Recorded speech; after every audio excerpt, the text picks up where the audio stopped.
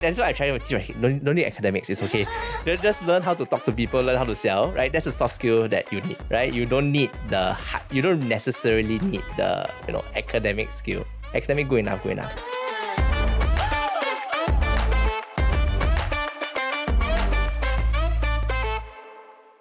Welcome back to another episode of Wise and Shine. I'm your host, Budget Babe Dawn, and today we have a really important topic to talk about. So a lot of you guys may have seen the CNA video about why Singapore has the highest burnout rate globally, and we're going to do a reaction video to that. But prior to that, let's see who's on the panel today. Hi everyone, this is Alex. You would recognize me from Wise and Shine. You can find me on socials, Alex Low Growth Mindset Coach. Hi, I'm Anthony. I'm one of the rare few times I'm not on an investing show. So yes, always good to be here. Anthony is always on all the panels where we have like reaction videos or like Because really heated I'm the debates. burnt out, I'm the stressed, I'm the harassed, I'm the lack of leave.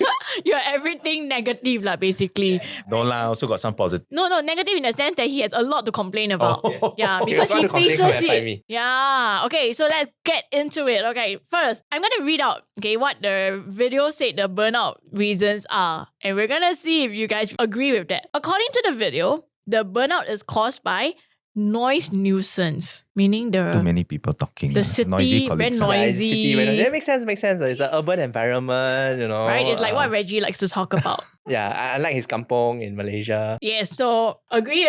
Okay, Ken. Okay. Next one is messy environment. I'm a bit of a slob, so don't look at me. If it's too neat, I get stressed, right? But it's okay. I'm sure my But wife... actually, I'm very interested in where they get all this data from. Like, The respondents. I mean, if you walk around Singapore, doesn't look very messy. Maybe they're home. Wait, okay, home. Especially if you've got kids. I think home is always messy, right? I've realized that it's impossible to actually keep the home tidy, especially if you have kids, right? 2 kids, 3 kids. Wow, impossible. I disagree. I don't think a messy environment is actually the reason. I mean, I get a bit annoyed, but not stressed, not burnout. Yeah, I don't think it leads on to burnout, but I think it affects our well-being to a certain level. But that can actually be countered with something else. Okay, so no, right? We're not really in agreement. Okay, another one. This one was very debatable. Endless scrolling on social media. Yes.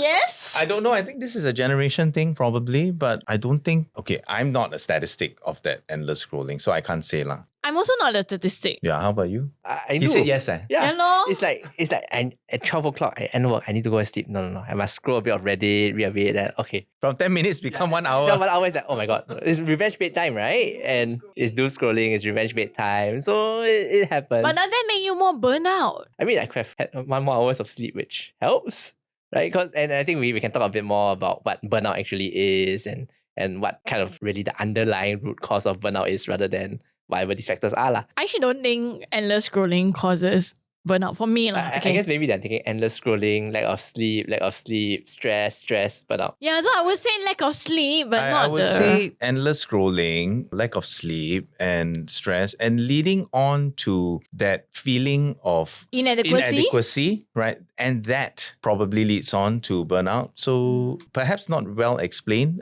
Maybe. Maybe Okay, if you another watch the full one. video instead of taking the headlines. Another one is decision fatigue. So some of the respondents said that because they have to make too many decisions, such as what to wear to work today. What to eat? Okay, I know people want to laugh. Okay, you all go ahead first, then I'll come in with my view. I think it's... Me too, I'm calling the BS on this. We are adults. Adults have to make decisions, right? Even children have to make decisions. I think where again, why am I apologies for CNA? I'm the one most opposed to this. But I think where this comes from is really this mental fatigue thing. It's a bit of the psychological study. You keep making decisions. Like there's a finite amount of willpower, right? So once you make too many decisions, you have used too much of willpower, you just kind of cave and do everything else they wanted to do at the end. So maybe this is where a bit of this decision fatigue is coming from. You just keep making decisions. You are always on the ball. You're always on the go. You're always on call. And after a while, you just cannot. Okay, like potentially can see where that's coming from, and procrastination probably lead on to burnout as well. So, okay, I posted something on what does busy mean to you the other day. And when you say you're busy, sometimes it's not really you're busy, right? It's because you are emotionally and mentally not wanting to deal with that situation. That's why you say you're busy. So that could be related to something like that. So maybe I take it back when I said it was Now I BS. feel compelled to prove my busyness. Yeah. Just because you have a full calendar doesn't mean you're busy. every color you see here is me doing something, or people making me doing something. Okay, but I get your point. I get your point. Okay, Right? I didn't need to prove. Had this sudden urge to prove I really am busy. Nobody it's said okay. you're not busy. Nobody's calling you out. Okay, another one is lack of physical touch. Does a lack of physical touch lead to burnout in Singapore? I guess again, it's a very indirect thing, right? You feel very lonely. You feel a bit disengaged with society. You feel like you don't belong, and then all of that helps just put you in a worse mental state, which is fundamentally what I think burnout is, right? Burnout is not like depression. It's a bit like depression, but it's really just a descriptor of your mental state and how you feel at a certain point in time. So to that extent, yeah, you can again see why they say that, but all of these are a bit of a stretch lah. Which is why I think at this point we should take a pause and go back to what we were talking about earlier. How do we define burnout? We need to come to alignment first, then we can debate. Burnout is there's no such thing. Just persevere, right? Like I get it, there's ill mental health. Oh my God, I sound so much like a boomer. But at the end of the day, it is what it is. There will always be things that make you feel bad. There's always things that make you feel good. And you feel bad, that's fine, right? But I think what is more concerning is how you react to it and how you respond to it to make sure that you improve, right? So yeah, sure, people feel burnout, people feel sad, people feel stressed. Of course, all of that happens. Right? But how do you grow from that? How do you get better at it? How do you manage it better? Then that is, I think, something that is more interesting because everybody will feel sad. Right? No matter what you do, you can have a dream job, you can have a dream life, you can make me retire tomorrow, I'll still feel sad. But it's always about how you control your mental state. I think that is the key. What is your definition, Alex? For me, I think burnout literally means that you come to that state where you just want to nua and don't want to do anything. Right. I disagree with you when you say persist because I have friends that have reached that state and for some reason they just wake up one day, or it could have been progressive. They just don't want to do anything anymore, right? They want to go to work, don't want to do this, don't want to do that, and just take a back seat, right? Almost like tan ping, that kind of a feeling, right? But so that's how I see it. And these 5 points that CNA has pulled out, I think a bit far-fetched if we just see it as a headline like that. But maybe that's why it's clickbait, right? They want us to go and read on and actually listen to that half an hour video explaining what the 5 things are. But the part on loneliness, which you brought up, is actually very, very, very important because I think that's really what people are lacking. And that physical touch thing, I guess intimacy, friends, that is really lacking. So for me, burnout, to cut it short, is when people reach that point of not wanting to do anything anymore. Yeah, my definition is that you feel so overwhelmed until you cannot cope. So every day on a daily basis, I feel each of us feels overwhelmed to different extents at different timing of our life. It could be that you are rushing for the MRT and MRT door shut on you and you feel overwhelmed. But it lasts for only like a minute. But so you for don't some, get... that could be the trigger, It could be, yes, it could be. So it's everything up to the state whereby you can no longer cope. You just need the next thing to trigger you, and that's when you realize, okay, I cannot cope, I cannot deal, I'm done. No, but then you see that, and that's kind of my point, right? You hit that point, then what, right? Do you just give up and say, okay, you know what, I'm done for the day? And like, I mean, look, honestly, I've had this happen to me before, right? I've worked 60 hours straight. An email came in, I even just started swearing at the computer. The email was nothing, just said thanks for all your good work. I was so angry. Thanks, no such thing, right? You could have just let me sleep. Then just lost it. But then you calm yourself down and you continue. Because if that's what's needed of you, you should do it, right? And if you feel like you don't want to do it, or you feel like I cannot do it, find a way to give yourself a break. Whether that's, you go for a walk outside, you try to log off for 2 days and hope. And I mean, the world won't end, so that's fine. But you hope nothing too bad comes out of that repercussion. But at the end of the day, yes, you can feel tired, you can feel overwhelmed. I think that's kind of par for the course. Because at the end of the day, what instigates growth is a challenge, right? You cannot say, I want to grow, but I don't want to be challenged. Then how do you grow? So I think, it's never perfect. You will always feel a bit overwhelmed. And that's how you learn a bit more and hopefully grow a bit more. So sure, burnout is a bad thing. You should find ways to cope with it. Yes, but at the end of the day, it is not an excuse to say, I don't want to do anything anymore. At least that's my old school view. I agree, fully concur. I think we need to differentiate between burnout and growth or challenge. I think the problem is a lot of people are too quick to say that this growth stage or this challenging phase is making them burn out. Welcome to my boomer side of the table. I'm sure there'll be a lot of Gen Zs going, no. Since you Mental talk health about is real. growth, the growth mindset coach will talk a bit, right? And hey, I'm the real boomer here, right? So, uh, with growth and challenge, I think you have the mental capacity and you have the resilience to be able to take that next step. But those people who hit that end of the road for burnout, they don't actually have the mental capacity to take that next step. So how I see it is, how do they get the support that they need to not get to that state of burnout? Of course, that's one. And that's, of course, how we live our life. What are the different things that we do? What's the support network we have? But at the end of the day, once they hit that point, where do they go from there? I think there needs to be support, whether it's from themselves, right? Getting a coach, engaging a coach, a mentor. What does the company organization do for that? Or even what's the support that they get from family? I think before they even hit that point, there will already be a lot of red flags and warning signs. There should be. But most of the time, okay, a large percentage of people that hit that burnout are actually really go-getters, right? They are working non-stop, people like you, right? But then you have the mental capacity to pick yourself up quickly, but not everyone has that mental capacity to do that. Yeah, so go-getters really chong all the way until they hit and then don't know what to do after that. Yeah, I mean, I don't know. I feel like, okay, I agree with you, right? That I think as a whole, there needs to be a bit more recognition. And because as long as there's a recognition, there needs to be a bit more support, right? So I think, over the past 2 months, our teams has been extremely busy. Everybody is working 100 plus hours a week. It's just insane, right? And when deal ends, right, I think there should be a better support for people to say, you know what, you've had a rough 2 months, right? You have barely slept. Why don't you just log off for 3 days, 4 days? Let people mentally recover, right? And I think that actually helps, right? And there needs to be a bit of organizational change. But I think what I kind of disagree with is where a lot of people have gone, I'm burnt out, therefore I'm going to quit and I'm not going to do this anymore. I mean, fine. It's all up to you, right? And live your life how you want. But at the end of the day, if you are choosing to quit, and you're choosing not to come back, then you cannot hold it against people who have not quit, right? Because then that seems to be the next case, right? It's like, oh, I quit, I didn't like this organization, but somebody else thrived in the environment. And then you cannot go and say, hey, actually, you know what? The organization should have bent over backwards to suit me.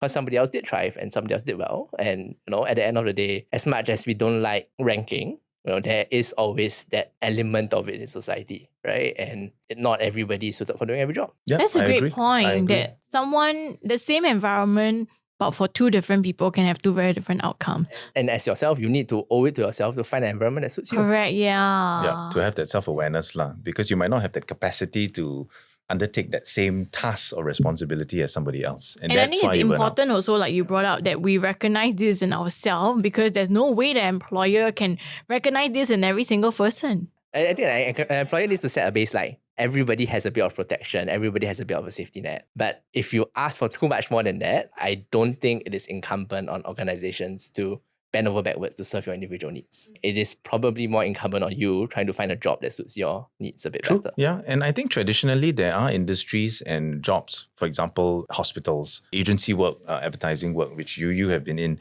It's definitely, and even law. Long hours, crunching, but if you're not ready for it, then it's not meant for you. That's what I tell my juniors all the time. Like, it is not for everyone. You will find success elsewhere because you're smart, you're capable. Go find a path that suits you better if you don't like this, because this is not the only metric for success. Neither is it the only route to success, right? So you need to be able to take that step back and go, okay, fine. I've given it a fair shot. I've decided this is not for me.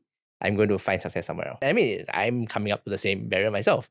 My next step in my career is to do sales. I am terrible at sales. I'm getting better with practice, but I'm terrible at sales, right? So, but you have the growth mindset, so you will succeed. So do I want to go and practice and get better at that? Or do I want to just go, you know what? I'm happy with the success I have, but I'd rather focus on my family, have a better, healthier lifestyle, lose some weight, so I'll exit the race, right? And it's an internal struggle between me, right? But I think this is kind of the reflection that people need to have. If you are not here, that's fine. You can go somewhere else and you can be happy. And I think that is the key, right? You want to be happy, you want to be content. Yeah, I agree. And I think like sometimes, especially for the youngsters, when they study a certain field or specialization and they follow the path that everyone or their seniors, their lecturers tell them, oh, if you do this, you go in this route. I'll use myself as an example. I trained in university as a journalist, but then I felt like journalism as a career, as an industry was not for me because number one, the money wouldn't be enough to pay my bills. I'll be even more stressed out because financially it'll be an issue. Number two, I might be able to be a journalist in another country, but in a country like Singapore where you have certain standards of journalism and there are certain things you can and cannot Certain write. requirements of journalists. Yeah, we all know how we don't say.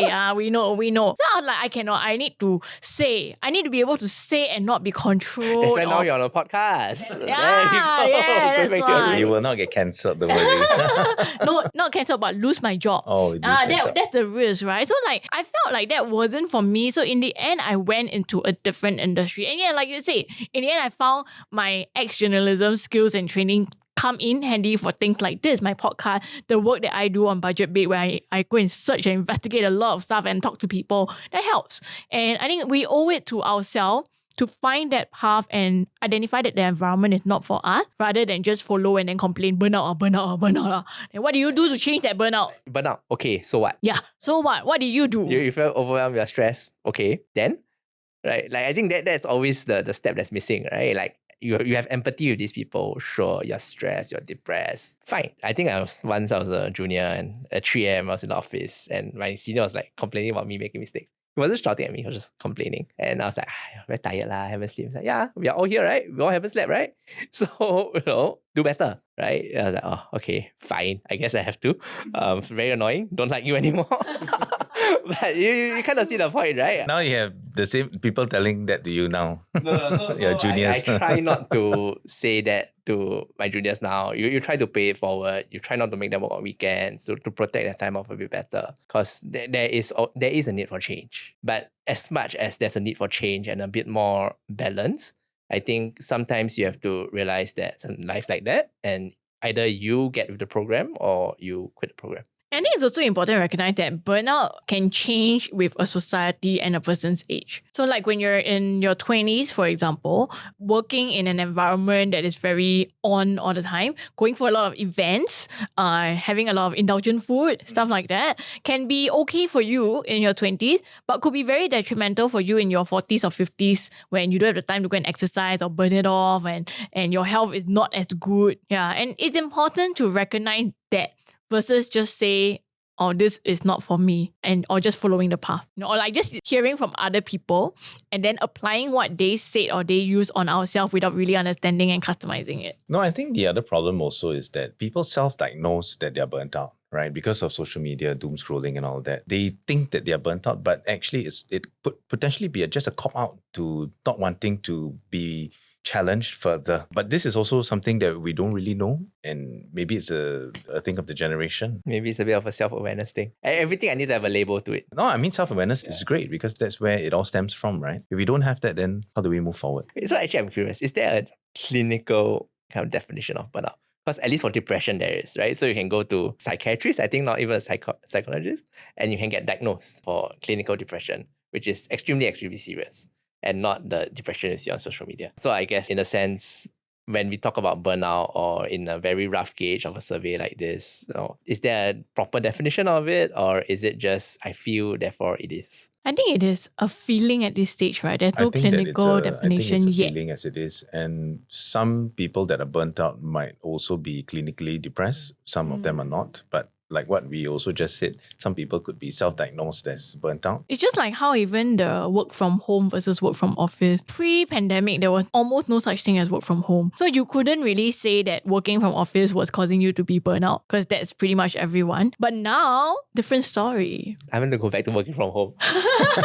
Except when my kids are around, then no, I need to go to the office. Yeah, but it's also like the standards change over time, right? Once you get used to a certain level of modern comfort, it's very hard for you to go back. But that doesn't necessarily mean that the previous one was bad. It could also mean that there's an in-between. It's like how I grew up without aircon. But then after I got together with my husband, then boyfriend, I cannot live without aircon anymore. But if you really have to, like when you're sick, you cannot have the aircon blasting at you. And I had that because during pregnancy, I had to off several times. You learn that actually the middle ground can also be pretty good. And it's not either ends. Yeah, but I think today, sometimes the standards that we see, especially with social media, if work from home is a norm, but even in your industry, you start to question. And that feelings of imbalance, I think, is what really causes all that negativities. So not having that gratitude with what you have, I think that is probably also one of the root causes of that burnout. Okay, so we're all in disagreement. We're all in agreement that the 5 reasons aren't really accurate. I think the other confusion I had was that the video was talking about why Singapore has the highest burnout rates. So I assumed that the answers would be very Singapore-like. But actually, the 5 reasons could be any country in the world. Any city in the world. Yeah, any city in the world, right? But that's always the thing that skews Singapore results, right? We are one city. If you take like a countrywide population, you take Malaysia, for example, KL might be equally stressed, right? Or might have equally high burnout rates. But they have a big hinterland of, people who... Langkawi, balance out. Langkawi, balance out. Maybe not Johor. Johor is kind of the same. But like Skudai or like, Batu Pahat, all those sort of areas where they have a different pace of life and different style of life. So maybe that's a bit of like statistic skewing as well. If we compare it against all cities, I mean... sometimes you see the people working in the region and go, their life was than mine. Like genuinely, sometimes you work with the Filipinos and then they're up like 5 a.m. and they have the same time zone as us. They're up at 5 a.m. I'm like, why are you up at 5 a.m? Oh, I need to get to work. So They need to avoid the jam. they need to avoid the jam. so they start replying emails at 6 and by the time I log on at 9, they have done like half a day's work. And I was like, wow, very efficient. And then they still like 7 or 8. Right, still again to avoid the jam. So I'm like, actually their hours are longer than mine. I mean, they take a lot more breaks, maybe a bit slower pace, feel a bit less responsible in responding quickly. But at the end of the day, it's not like Singapore, only Singapore works hard, right? Like a lot of cities, I think that's the base minimum. So it's just a modern lifestyle thing. Hey, I hope you're enjoying Wise and Shine so far. I'm your host Reggie, aka your Chief Financial Coconut, and for us to continue to do this show so that you become a tad bit wiser every week, you gotta like, share, subscribe, help us beat the algorithm. But even more importantly, if you can, comment in the comment section below. Let us know your thoughts and also some questions that you would love us to answer. Yeah, now back to the show. So what are then some Singaporean factors that could cause, that's very unique to Singapore, that could cause and lead to these burnout rates? I think we have to blame the education system, right? And that's already something that government is trying to change because they've trained us to be chasing that results and that grades and to be good all the time. And that not to enjoy the process. even when we go out to work, that's what we are consistently trying to do, and that then leads on to the burnout. So we've been trained. It's not that it's something that from birth, right? We've been trained to be able to do that. I don't know, what do y'all think? Yeah, I agree. I don't know, I was going to say that what's so special about Singapore? I think people are burnt out everywhere, right? No, if we had to identify Singapore factors, I think what you say is spot on. Not, I mean, every country, every city has its own education system, but I do feel like the focus on paper and academic qualifications here in Singapore are very high. And also rankings. I remember as a kid being very stressed out by rankings. Like, why does it matter that I am 20 out of 20 in class for this subject when I am actually 1 out of 20 for English? Everyone different strengths, right? But I'm expected to be top for every subject. And that was a huge source of pressure for me. Maybe very privileged speaking, did not have that same experience Because growing up. always 1 out of 20 ma. I was in secondary school. I was like always bottom of the class for a few subjects. So, but the only thing I did well was Chinese because my parents Malaysian, so speak Chinese at home, right? But I mean, if we need to isolate like a Singapore specific factor, I really go back to my previous point. I think it's a lack of an ability to escape. Even if you say, fine, I am content, I want to downshift, I want to work 9 to 5, go off work, do activities, and still get paid well. How many roles are there, right? How many roles are there that will still allow you to decent standard of living, that pays for your kids' education and save for retirement and take care of your parents, right? Are there that many jobs of that kind available? And the answer is probably not lah. So if that's the case, then you are forced, right, to kind of take on all these additional burdens because you have all these other obligations to fill. Whereas if let's say maybe a stronger social safety net, I don't need to worry about my parents, right? Or we have, not parental leave, only after maternity, but more childcare leave, or we have we have a lot more ECDA, very subsidized preschool, right? So parents don't need to worry so much. Or, I mean, you can have all these other societal things can come in and say, actually, you know what? We realize people working, you don't need to worry so much, right? We have taken care of the basics for you. So you just need to do the basics. That's good enough. If not, if you want more, go ahead. Show for more, right? Nobody's stopping you. As a society, we should encourage that. But hey, we have all these things that will save you in case you fail, right? And then that takes a lot of the stress away. Like, why would I doom scroll at 12 midnight to 1 a.m. when I can start doom scrolling at 8 p.m.? I sleep at 9, right? I still doom scroll the same hour, but I get a much better life. I get more quality of life. I can do more exercise. You solve all these 5 factors if you can take away stress. And how can you take away stress if you don't have like a 乡下地方 or like a hinterland for you? You provide a safety net. You provide a safe space for people to feel more relaxed. And I think this is something that we don't have. I don't think we'll have. I think the government is trying to, but cost-benefit analysis, need money, don't have money, what to do? It's an interesting point. I never thought of it that way. Yeah, but it's so true. I think the other thing that I was going to say is something pretty unique to Singapore is the hustle culture. And I like that this topic is coming up more these days to stop glorifying hustle culture. Because I grew up in an era whereby being busy was a badge of honor.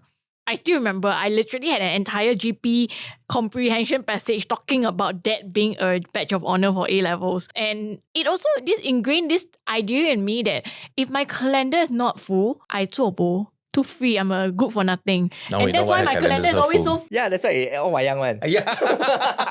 It is real. It's real. And my husband pointed this out to me, which I never realized before. Although actually all my boyfriends also all said the same thing to me. They said like, you're a workaholic. And I said, no, it's out of my control. And they say, no, you're the kind whereby if your calendar is free, you will find a way to fill it up. And it never hit me that they were right until my husband made me realize that it was true. Because I went on a 9 months break from work. So technically no more 9 to 6, right? My calendar should be very free. But I was filling out with other stuff. Go and read this book, go and watch this drama, go and exercise. I think that's the point, right? Like you should be filling it up with things that you are interested in and want to do more of, right? So I think being busy is it's not necessarily a bad thing. It's just what you're busy with. Yeah, you're feeding yourself with nourishing your mind and your soul. I think one thing about the hustle culture in Singapore though is that they hustle for the money. So that you can retire, so that you can fire. Look at the Straight Steps article over the weekend, right? The content creators going to 1 million. 1 million by 30, right? They say by 30, right? The Weeblings are not by 30 lah. They're quite... The other couple are by 30. I'm like, wow, hey, I thought our time was 100k by 30. Why times 10 already?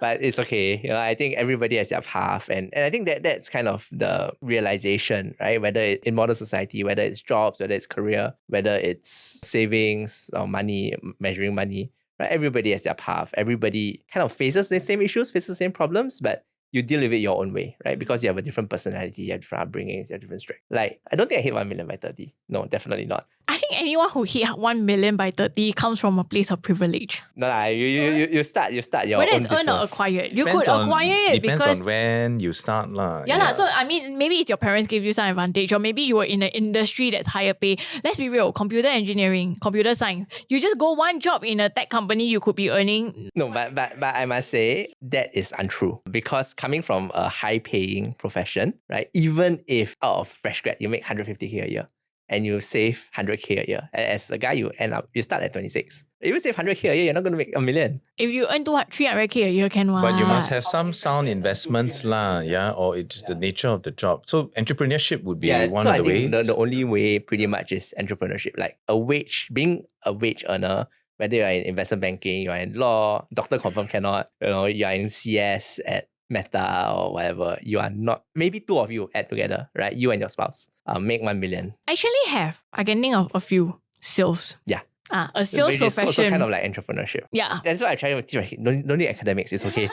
Just learn how to talk to people, learn how to sell, right? That's a soft skill that you need, right? You don't necessarily need the, academic skill. Academic, good enough. I think I would concur with what you pointed out, which is that I feel the reason why Singapore has one of the highest burnout rates globally is because it's all this confluence of factors. Like, we have this pressure to fire, or even if you're not chasing fire, inflation and cost of living is increasing so fast, but our wages are really not keeping up. You add that to the fact that you don't really have sufficient childcare support and elder care.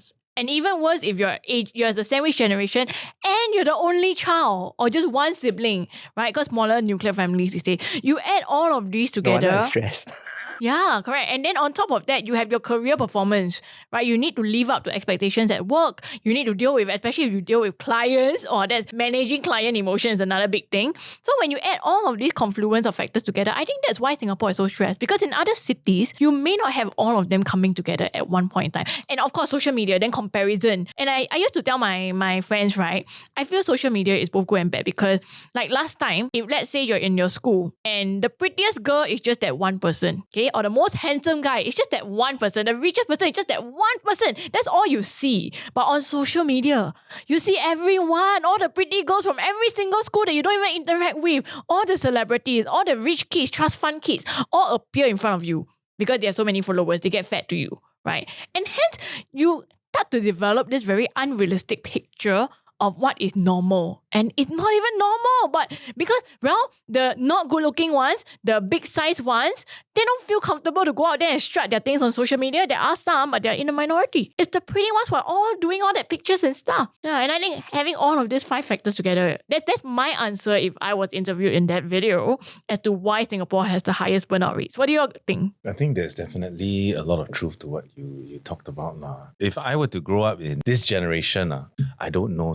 So I had sport, right? I spent my whole life playing sport growing up, and I see young sports people now, probably 80% focus in sport, but they still have that 20% distraction through the social media. So I would say that what is that anchor point to help people be more aware because of that self-awareness? And if we don't have that anchor point, we will definitely be more susceptible to burnout. And that's where all of these 5 points would be quite relevant. Yeah, maybe it's like all these 5 points are just around the edges, right? Like we can't deal with the core problem because the core problem is too difficult. Half an hour video not enough. So we deal with all these small things that can maybe make your life a bit better, right? Maybe make you feel a bit less stressed. So you step away from the edge a little bit. It's a bit like all these, I don't know if either of you have been seeing it. It's all these things about sleep hygiene, right? You cannot bring your phone into your bed at night. Don't use your phone 1 hour before bed. I'm like, wow. Then I log off work at midnight. I sleep at 1 a.m. I don't use the phone. What am I going to do? Right? I'll just fall asleep immediately. So that's possible. And like, don't drink coffee after 3 p.m. And all of these things are things that you do at the margins and the edges to so that maybe you feel a bit in a better mental space and you're not so overwhelmed. And therefore you don't reach the point of burnout, right? Like maybe that is where, like we criticize the video a bit, but that's where it's trying to get to. It's not about kind of gaslighting you. It's about, these are the small things you can do that will make you feel a bit more manageable, right? While you can slowly tackle the big things. I think a key thing that probably pops up from all of this is control. Because we always want to be in control. And when we don't have that control, that is where we succumb to that burnout. So if we are able to reframe to say there are certain areas that we cannot control, therefore we are not so affected by them if we can't control them, then that burnout might not happen. Or if it does happen, at least we have that awareness. Yeah, so control, I think, would be something that right now we perhaps are not able to have as much of, or that understanding to be able to control, I think, or to that understanding that not everything we can control. And this is a conversation or a rhetoric that we hear all the time as well. But how do we apply it to our lives? I think that's the key. Or how do you get that modicum of control so that you don't spiral? Like it can be in other things that is not directly the thing giving you stress, right? But how do you adapt? What strategies can you use? And maybe that's for another episode that we get a proper expert on to talk about. But what are these things that can be done to help you manage a bit better, right? Rather than say it's bad, it should never exist. It's maybe on my end a bit more of a resignation that it will exist. I want a good life. This is what I think a good life is. This is what I need. So how do I manage it myself to just survive this period, right? While I continue doing what I need to do to live the life that I want. And then when I retire, different story. Yeah, agree. So for those who said decision fatigue in the video, actually very easy. They can just be like Mark Zuckerberg. Wear same outfit. Don't need to think. Or too many decisions on meal, right? Actually now they got meal plans. Oh, not nice. No, then you decide which meal plan. Don't think. Just choose one provider. They give you A, B, C. Just choose one. Yeah, throw a dice. Throw the coin. 不好吃. There are things that I don't like eating. Then that one is you want to make the decision different, right? Yeah, but definitely I think there are ways around it. And I think more importantly for me, I seldom feel burnout. I feel stressed all the time. I feel like I'm always at 100 all the time. But I only burn out maybe like once a year or so. And for me, the warning signs is always, I realize, right? Sleep. I No, realize when you're tired, you're grumpy, and grumpy, everything like correct, just then spiral. everything just You spirals. just cannot Exactly. control, right? Exactly. You're tired, you cannot control. You're dealing with your kids, you cannot control. Like it's just one of those things that affects every Clients also facet cannot of your life. control. Blow up at clients, oh, then regret. It's okay, no. They should regret making me blow up at them. That's the privileged role speaking. My role cannot. Different Our role profession. cannot. Yeah. Our role cannot. Yeah, sometimes you need to speak truth to power. Yeah, so I think like sleep is a very important factor. But there's studies showing that Singaporeans sleep very little.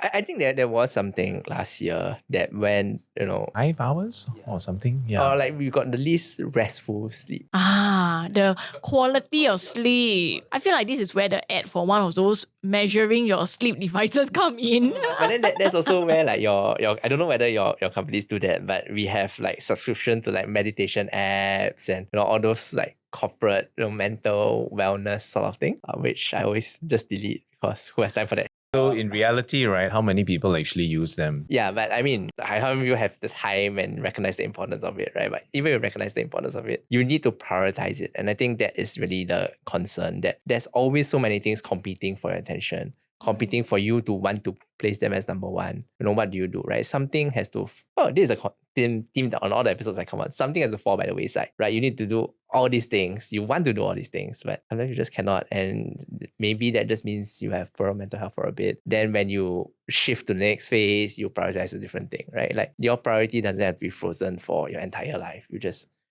do what you can and do it in phases. Agree. And one thing I learned also when like I literally burn out, and I learned this lesson, was the importance of outsourcing and asking for help. And this was in my 4th trimester when baby, right? You gotta do everything yourself. First kid. First kid, yeah. Second kid, don't have already lah. Whatever lah. Yeah lah. Take. You want to carry, take. But first kid, you want to do everything yourself. And I spiraled. I was going like I was on the edge of postnatal depression. And then my gynae was like telling my husband I really need to like step back a little bit. I was stressing myself out over breast milk, quality, volume, timing, etc. The baby cry, is it calling, whatever. And then after that, I realized like, hey, I am really spiraling. I need to ask for help. And when I hired my helper, so in the beginning, we were quite insistent we wouldn't have a helper. We were like, let's pay extra money for confinement nanny. Learn from the confinement nanny. Then after she leaves, we are equipped. I learned that. I learned already, I'm still not equipped because I don't have the time and bandwidth and everything. So in acknowledging and asking for help, that was one of the first steps that I did to really recover and climb out of it. And then the second time came from earlier this year, which is I was really starting to burn out. My calendar this year is worse than last year. Actually, it gets worse every year. I don't know why. It's like every year busier, bad enough. more money, more things to It's do. so hard. And I think like you also reach a stage where a lot of opportunities come to you as you get older and more recognized. And I learned that actually my ability to say no becomes more important than the yeses. So I need to learn to let go. Let go of opportunities. Don't everything beat yourself. Oh, but this would have been a really good opportunity. More bandwidth. So that was another thing that I learned that really helped me to avoid hitting the burnout phase. And also like, okay, I'm budget paid, right? So you ask me spend money, a bit hard.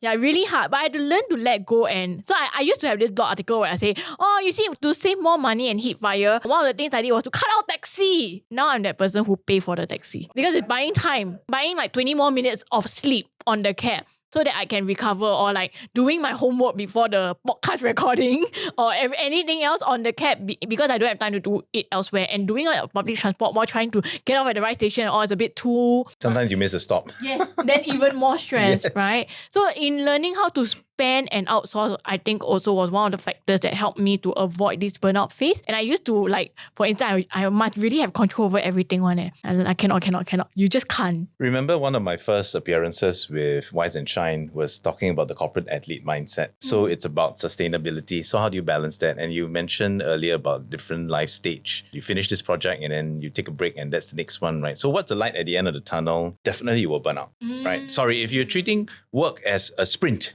right, definitely you'll burn out. But if it's a marathon, you look at, okay, 5 km mark, 10 km mark, how do you plan for the different races? Then you're able to tune your mind to prepare and condition as opposed to just chung all the way. I mean, at some point, you're going to conk out. You need to learn when you need to actually chung and when you just do steady state, right? Would you say that's your secret to managing what others would see in your role as burnout? No lah. I mean, to me, it's a bit of the army mentality. Like, can also must can. I literally told that to my boss, right? We've run out of people, we've run out of time, cannot also must can. Just remember this when bonus time comes around, right? And you push the boat out and you do it. And to me, and I use this approach to a lot of things, whether it's like having a kid or my career, it's really about surviving, right? You need to, and even investing, you need to keep surviving to fight the next battle. Right. And then through surviving, you learn different skills, whether to win the next battle or to, get better at it. And then just with the passage of time, things happen. Right. And as you keep accumulating, as you keep surviving, and people keep falling by the wayside, it's not like I'm better, it's just that I can tahan more. And then problem solved, right? You don't need to be number one. You just need to finish the race and just make sure that you are in a condition to finish. And sometimes your ability to tahan more is also because you can let go of other things that others can't. That's when my wife quit the job also. It's like coming up to the end of last year, we realized that, she cannot do her job and I cannot do my job and still take care of the kids, right? Like the kids are barely surviving. I mean, they're still doing okay, but they're not thriving. We're not giving them as much attention as we could. Her job, she could do better, but she doesn't want to.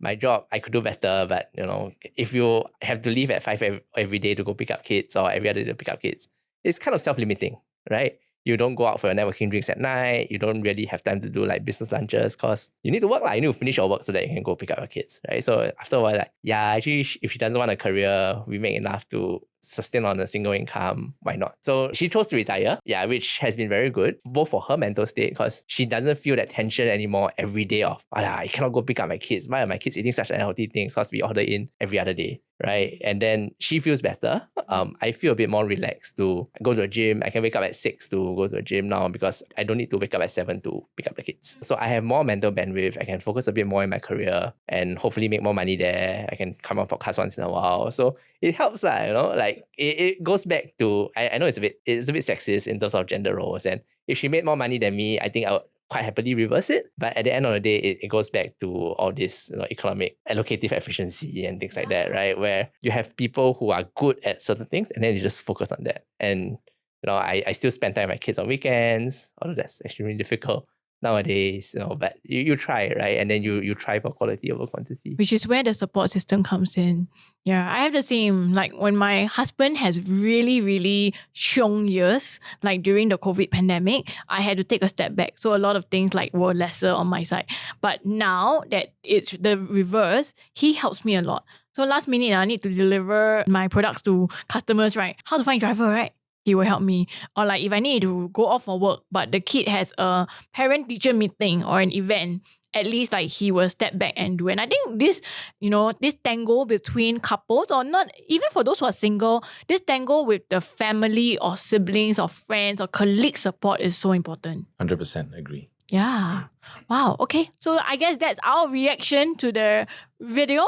But We're just talking about burnout and how we can do better. Yes. What is one last takeaway we have for our listeners on burnout? Well, I think for me, let me start. Don't wait for burnout to happen to you, and burnout could happen to everybody, anybody. So it's about taking life as it is now and having a lifestyle that is elevating your well-being. I know, so cheap. 3 words. Don't rage quit. Just do it. Don't rage quit. Just do it. Because you are going to feel like, I cannot deal with this anymore. And you are going to say, and the easiest thing to do is to say, you know what? I cannot do this anymore, so I won't. Right? And then you immediately throw letter, quit. Don't. Right? You are not in the right state to make the proper decision. Don't make emotional decisions anymore. Right. For me, it's one practice I found helpful is drawing out my responsibilities. So I feel very burnt out. I would take a piece of paper and then I draw out everything that I am needed on.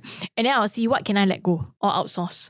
Yeah. And then that paper, as the things shrink, I feel happier. So I'm instantly less burnt out. It's like lighter, right? Yeah, correct. Like a load off my shoulder. Then the next question is, okay, but who do I outsource this to? Who can I pay to do a proper job? Yes. Or sometimes the answers are easy. Like, I don't want to clean. Just hire a cleaner. I don't want to cook. Just pay the person downstairs to cook up chai fan or whatever. Yeah, so that's what I'll end off. All right, so what do you guys think the key reasons why Singaporeans are so burnt out? And what would you do if you're in the similar shoes to overcome it? Let us know in the comments below. That's us on this episode of Wise and Shine. And we'll see you in the next one. Bye!